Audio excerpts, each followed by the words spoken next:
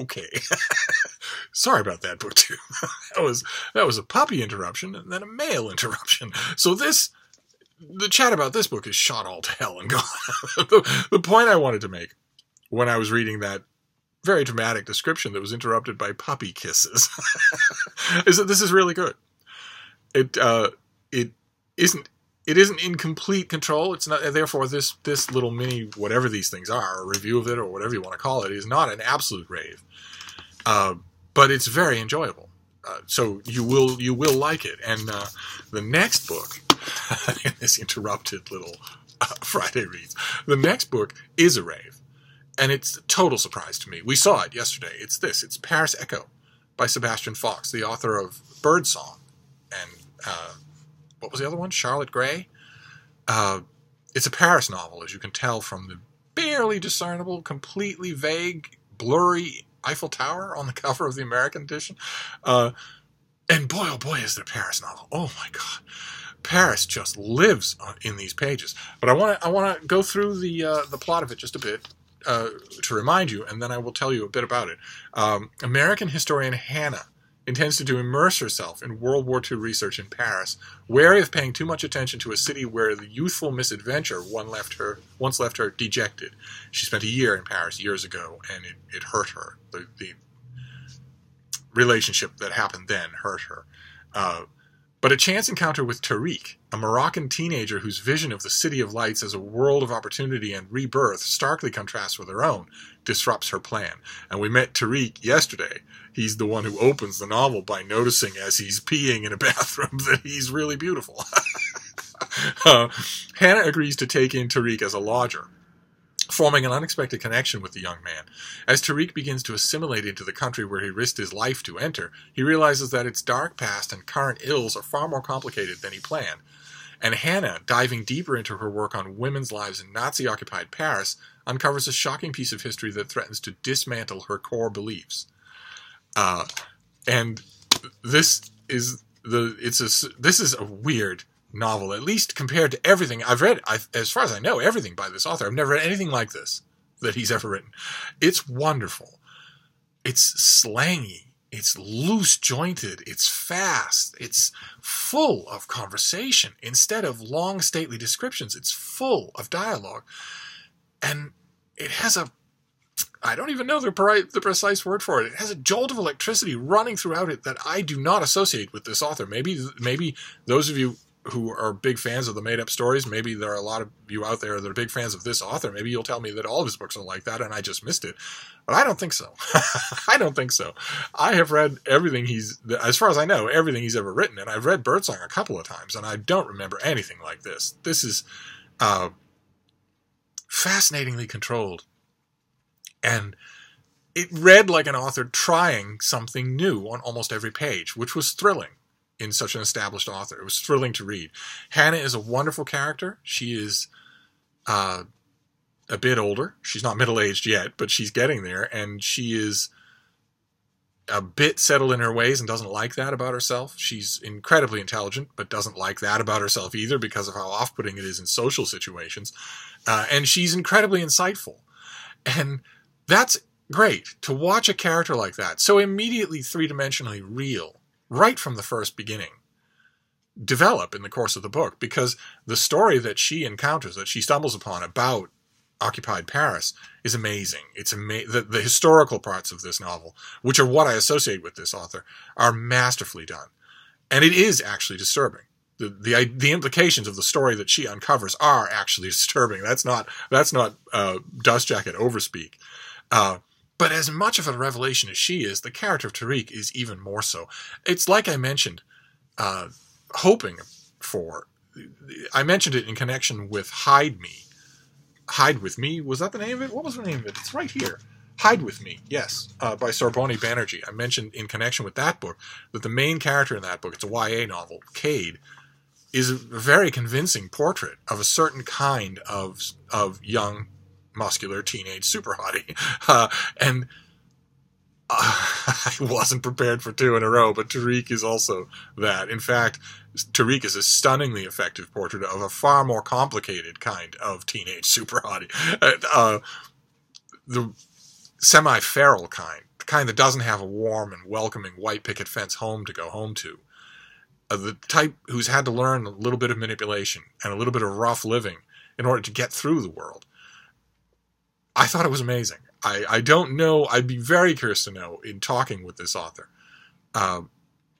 which of these characters came to him first. I have a strong suspicion it was Tariq. But one way or another, the characters Hannah and Tariq don't meet for a good leisurely time. The novel gives us plenty of time to get to know them before they actually meet. And because the book rotates narrative emphasis, narrative viewpoints, we get the meeting twice. Because we get her version of it and his version of it. And neither one of them thinks anything of the other at first. Nothing. He has a totally dismissive view of her because she's not young and beautiful, and he's really kind of looking for a girlfriend. And she has a total bad impression of him because he is desperate to stay in her place as a lodger rather than stay in the big impersonal apartment building where it's a miserable existence. He doesn't like it at all. But he has an air of self-absorption that she finds sort of pathetic. He smokes in the house. She doesn't want that either. It's just, they both have negative first impressions of each other. And in the classic style of slightly cocky but completely unformed millennial teenage boys with floppy hair, Tariq makes that worse every time until he starts to make it better. And that is wonderful. That kind of insight, that is true about these boys. You need to get to know them in order to find out the worthwhile things about them. You don't see them, unlike with a character like Cade, you do see the worthwhile stuff right at the beginning. And you just have to dig to find out where it comes from. With the floppy-haired, sort of quasi-bad boy teenagers like Tariq, you have to dig around to find it. And you have to, in a character like, especially in a case of a character like Hannah, whose entire world is oriented along lines that Tariq doesn't understand and doesn't know anything about, that digging has to be even harder to do. And that's why in this book it's a gradual process. This is not a long book, but boy, oh boy, it feels like you're living a much longer story than this, which, again, I would love to talk to the author, because usually that feeling is only produced when an author writes a very long novel and then whittles it, which is a tough thing for an author to do, as some of you writers will know. But I wanted to read you a scene where Hannah decides to cook food. She decides to provide a home-cooked meal for Tariq and Sandrine, the young woman who lives there. And I wanted to... let's see, that evening, Hannah, the American, he still thinks of her that way, they don't know each other at all, cooked some dinner in the apartment and invited me to eat with her and Sandrine. It was something called meatloaf, which she said her mom used to make. I was worried it would have pork in it, but she promised it was, quote, ground beef with oats, some tomatoes, and a couple of secret spices. It was better than it sounds. Afterwards, I lit a cigarette and, to make conversation, told them a bit about my day. I didn't mention the massage. There's a hilarious, very quick scene where he has a massage with what turns out to be not an alluring temptress of the night, but rather a working class woman who's just paying bills by giving massages. It's a wonderful scene. Where was I here? I didn't mention the massage because I felt ashamed. I had wanted an epic experience with Lila, not an expensive fail with a working mother. Do you mind not smoking in the apartment? Said Hannah. Sorry. Anyway, what's your job? Are you a teacher? No, I'm a postdoctoral researcher. I'm here researching a chapter for a book about Paris under the German occupation. The Germans occupied Paris? She passed her hand over her mouth. Wonderful. Yes. Why? When? From 1940 to 1944. Did you not know that? History's not my subject. My face was hot, and I needed to get back into the game. I noticed that today there's a station at the Metro called Le Cornuve, 8 May 1945. I said, do you happen to know what happened then, if you're a historian? This seemed a good gambit to me, so I was surprised when both women laughed, Sandrine making noises like a donkey. It's VE Day, said Hannah, the end of the Second World War. Did you really not know that either? Said Sandrine. Obviously not, I said, but it came out a bit defensive, so I tried to sound blasé. These metro stations, huh? What names? Barbet Rouchot, What a mouthful. Or is that a famous thing I should know about, too? It's just a junction of two streets with those names, said Sandrine. Barbet was a revolutionary from Guadeloupe, said Hannah, and Rochart was an abbess, the head of a convent. How on earth do you know that? I was truly knocked back. I'm a historian, she said, and 10 years ago I lived here for a year. It was lonely. I had time to look into things. She was less scornful, a bit gentler than Sandrine. And did this nun sail out and preach to this revolutionary? Not in person. I think Barbet lived in Paris anyway. So, I said, when you're on the metro, you don't just think, this is where I get off, nice cafe, or whatever, and I'll be seeing my boyfriend any moment. You think about revolution and an old woman praying in a convent. I guess so. I'm afraid it's too late to change now. Isn't it a bit tiring? She laughed. Yes, but it's what gives depth to the day. It's the silver behind the glass. Otherwise, life would be like permanently being on the internet.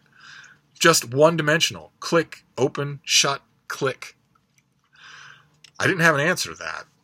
I felt this teacher type had pretty much understood how my life was.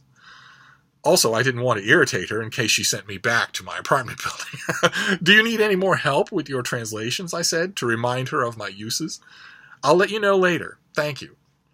I liked the implication of the word later. Warmth, bed, coffee in the morning. Wonderful. Wonderful. I don't know if you can sense it, or if you. I don't do a good job at reading these things, but if you can sense the quicksilver of that exchange, it just never slows down, and there's no excess padding of moments of gauging faces, or he said thoughtfully, or she said pendantly, or whatever. There's nothing like that. Instead, it's all whittled away, and the whole book is like that as the relationship between Hannah and Tariq deepens throughout the course of the book. A whole bunch of other stuff happens to them, to her and to him and to the two of them together. But much like with The First Earl I See Tonight, one of the joys of this book is watching a friendship develop. I heartily recommend it. It is very, very good. I will certainly be getting, on Book Depository, the UK trade paperback, with the UK trade paperback cover. I'm very happy to the folks at Henry Holt for sending this, because I really recommend it. What a book. So in terms of recommendations, if you see it in your bookstore and you have somebody that you want to buy a novel for, both of these are just like we said yesterday. These are both Foursquare contemporary novels. The William Boyd is a little more contemporary. The Sebastian Faulks has lots of frank language, lots and lots of I don't want to say raw, but sensual. It's a very sensual book. So you'd have to gauge your recipient accordingly. There's nothing precious little that's sensual in Love Is Blind.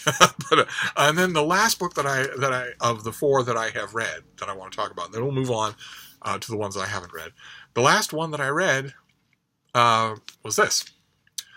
Trump, the Blue Collar President, by Anthony Scaramucci. Those of you who don't follow American politics might not know this name. He was White House Communications Director for 11 days. A record for someone in that position. He came in as a straight-talking guy to wrangle the press, talked a little too straight in horribly scabrous blue terms, and was promptly shown the door. And he's been he's a businessman in New York, so he has a life to go back to. He has been an infrequent talking head on cable news channels. He's brought in occasionally to tell hard truths about a man that he still likes, a man to whom he still feels personal and professional loyalty. He's one of the only Trump partisan talking heads that come in for cable news that is willing, for instance, most of the time, to call Trump on horrible behavior, to call a lie instead of you've got your facts wrong, to call a barbaric response instead of saying, well, that's the guy we voted for, or that's how they do it in Queens, or any nonsense like that. He's more willing to do that than a lot of commentators are. But I wasn't even, I'm grateful for that, but I wasn't even so willing to give him any benefit of the doubt with a title like that, the Blue Collar President. There has never been a less blue collar person in the White House, including John F. Kennedy. This is a plutocratic, money-grubbing robber baron who has no interest in blue-collar people, doesn't want to help them, thinks they're scabrous, thinks they're scamming parasites, and isn't going to help them. He has 6 more years in power, and he's never going to pass any legislation that helps anyone who's blue-collar. Just the opposite. He's going to continue to pass more and more legislation to help the 1% of the wealthiest people in the world. So I was prepared to hate this book, and I didn't. And that's a surprise to me. This is my second Trump book surprise of 2018, because believe it or not, I didn't hate Full Disclosure by Stormy Daniels either. Her co-writer wrote the hell out of that book. And she, in the course of Full Disclosure, does not portray herself as Mother Teresa at all. She is, the book revels in her 3-dimensional faults and failings, and as a result, defangs them completely. I thought Full Disclosure was incredibly effective as a book. It feels weird to say that, and so was this. Because most of this book, the parts that, I mean, yes, if you're the bookish intern at MSNBC and you're handed this, somebody, Rachel Maddow's secretary or whatever, throws this book in your cubicle and says, find the dirt in here, you've got 15 minutes, we go on air tonight, or you're fired. And you're fired. Either one. If you're that person, that's what you're going to look for. You're going to look for the few bits of quotable dirt that you can get in here. Anything inadvertently embarrassing to Donald Trump. But the thing you're going to, if you read this book, the thing you're going to remember about it is Scaramucci's own story. I remember I was wondering yesterday how this could be this long when he was in the White House for, less than 2 weeks. And that's how it is, because he interweaves, it's a curiously ambitious approach to the subject.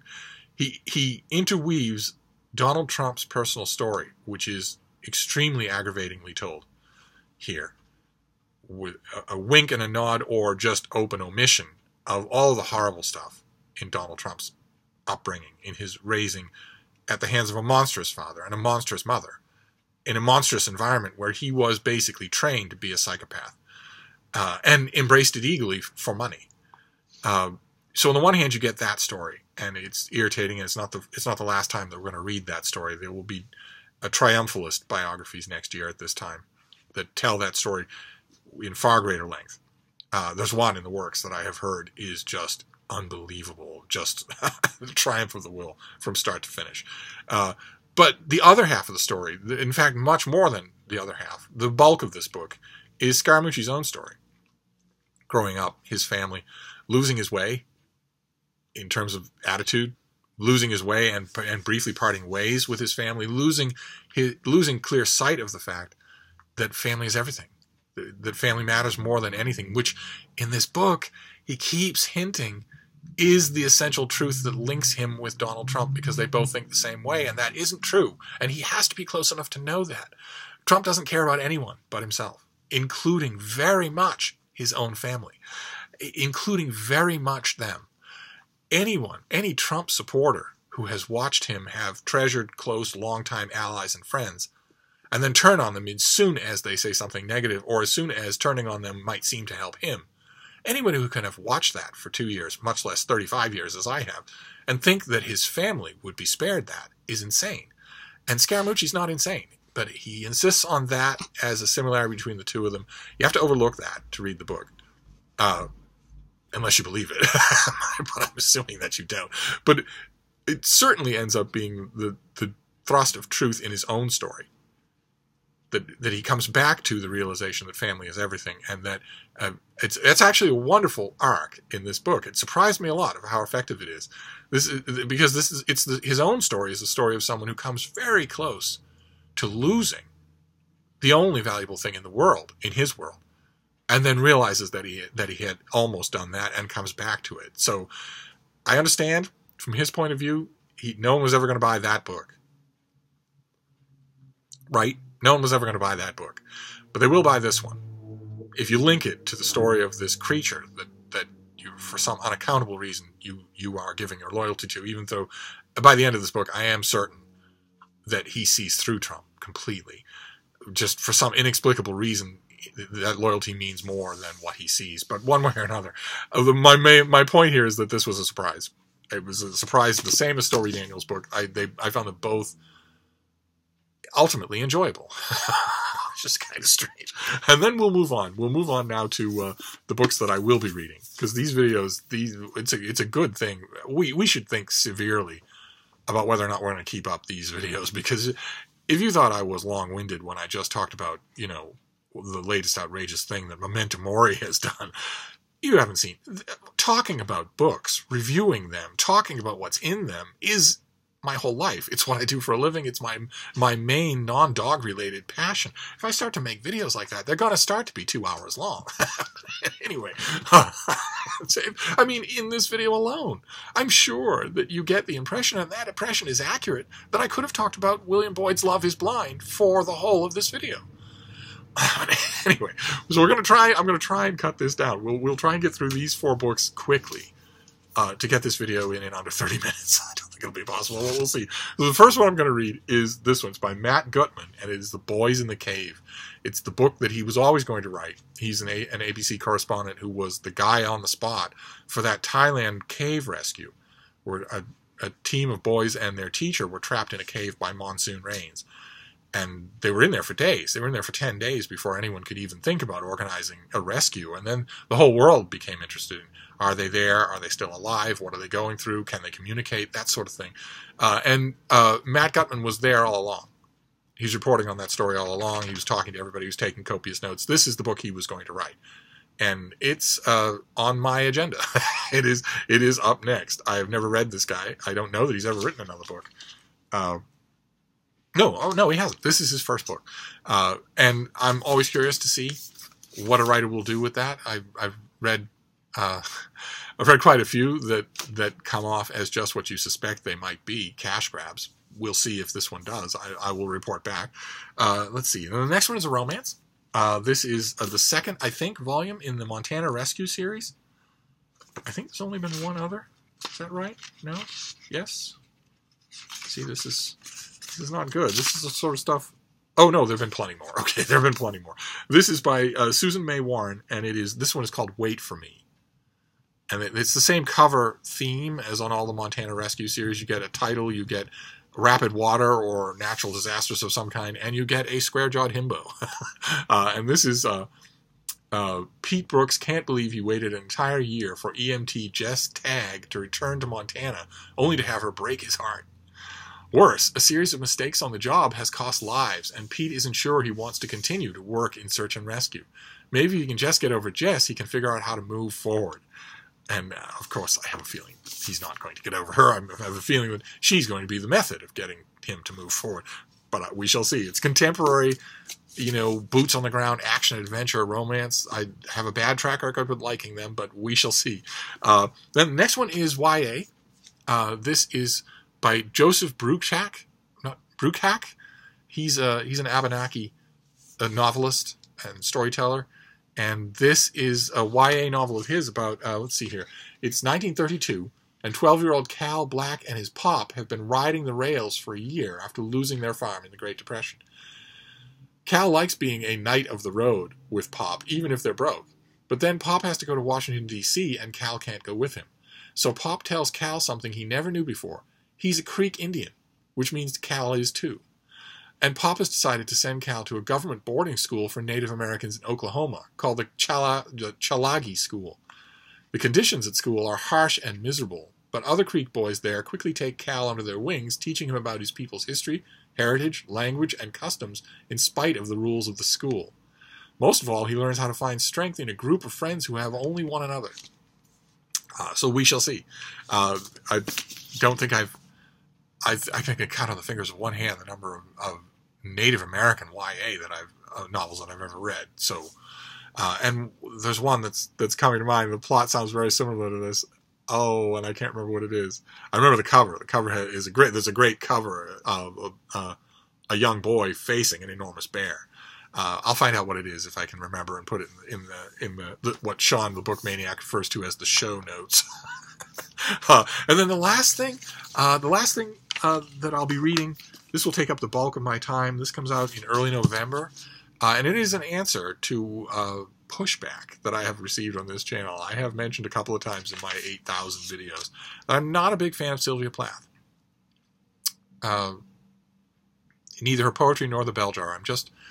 I know that she resonates with so many people, and she is a favorite author of so many people whose literary opinions I respect, and yet I've never been able to connect with her, which is kind of strange, because she walked a lot of the same streets in Boston that I know very well. She breathed the air, knew the people, and I know the lives and details of all the people around her, and yet for some reason I have never been able to connect with her work. And in response to saying that in videos, a few people, including one old friend of mine who doesn't really watch these channels, he just knows what I think about Sylvia Plath, a few people who watch this channel have echoed his long-standing advice to me, which has always been, well, if you don't appreciate her through her work, which you don't appreciate anyway, it's modern poetry and it's fiction, then what you should do to get to like her is do it the Steve way. Go through an enormous biography or an enormous collection of letters. And that was in the back of my mind thinking, yeah, you're right. The next time there's an enormous biography, I will definitely do that. But in the meantime, I got this. The Letters of Sylvia Plath. Look at the size of this thing. This is the second volume of a collection being edited by Peter Steinberg and Carol Kukiel. And these are the letters extending from 1956 to the year of her death, 1963. So this is, or till when she stopped writing letters. This is the second and final volume. When these are the years when she was starting to know all the other writer names that I know so well. These are the years when she was hitting literary fame. She was starting to be talked about, and these are also the years when her mental health took a downward turn, and she ended up, taking her own life. So this, I thought, as soon as I saw this in the mail, I thought, okay, well, you're not going to get a better invitation than that. So now is the chance. So that's what I'm going to do. I'm going to read through these letters, try and get a sense of the person. And that has happened in the past. That has been true in the past with me. That once that I go through that route and it works, then I go back to their creative works, and I do have a way in. Great. If that works with Sylvia Plath, I'd be happy. So that's what I'm going to do there. So that is our Friday reads. I'm going to read The Letters of Sylvia Plath, Volume 2. I'm going to read Two Roads, about a Native American boy. I'm going to read Wait for Me, Montana Rescue novel. I think I've read 2 other Montana Rescue novels. I'm going to read The Boys in the Cave by Matt Gutman. And I have already read, these are the things that I will be jumping into this weekend. And in addition to that, I did Trump, the Blue Collar President by Anthony Scaramucci. Paris Echo, which I cannot recommend strongly enough. You're going to love it. Just going to love it. Although it's not going to remind you of Sebastian Fox, unless I'm very much mistaken. And then Love is Blind by William Boyd. Also very good. Has very evocative moments in it. And a great ending. The things are wrapped up wonderfully at the end. And First Earl I See Tonight by Anna Bennett. The first in the Debutante Diaries series. And tremendous fun. So sorry for the length. This plus the first one makes this an hour-long video, and we don't want that. So I will wrap this up for now. But I will be back. Thank you, BookTube.